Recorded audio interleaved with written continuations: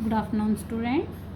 हम चिड़िया की बच्ची कहानी के हमने पहले वर्ड मीनिंग और क्वेश्चन आंसर भी पढ़े थे। अब बचे हुए क्वेश्चन आंसर देखिए। इस कहानी यानी चिड़िया की बच्ची कहानी का कोई और शीर्षक देना हो तो आप क्या देना चाहेंगे और क्यों?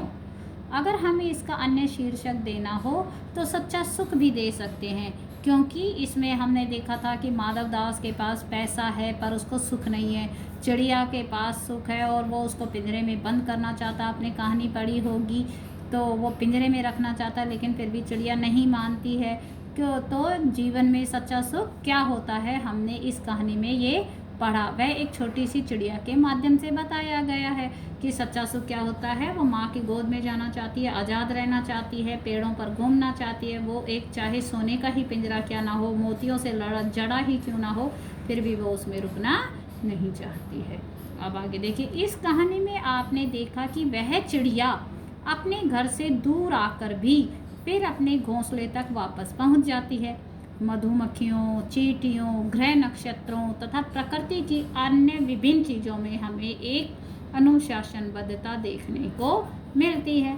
इस तरह से स्वाभाविक अनुशासन का रूप आपको कहाँ कहाँ देखने को मिलता है? देखिए, सुबह आप सबने देखा होगा कि जो पक्षी हैं दाना लेने के लिए अपने घोंसलों से बाहर निकल जाते हैं, लेकिन जैसे जैसे शाम होती है वो घोंसलों में वापस आ जाते हैं। उसी प्रकार मधुमक्खियाँ भी, चींटियाँ भी, ग्रह भी अपने रास्ते पर चलते हैं, नक्षत्र भी, प्रकृति की भी चीज़ें जो हैं, जैसे सुबह होती है, शाम ढलती है। तो इस तरह जो है अनुशासन का रूप हमें आपको कहाँ कहाँ देखने को मिलता है। इसके अलावा तो ऋतु चक्र में, क्योंकि जो सर्दी, गर्मी, बरसात ये ऋतुएं जो हैं अपने नियम के अनुसार चलती रहती हैं। सूर्य और चांद का उदित और अस्त होना, उगना और छुपना, ये एक अनुशासनबद्धता होती है। सुबह सूरज उगता है, शाम को चांद निकलता है, तो और जो है शाम को सूर्य अस्त हो जाता है।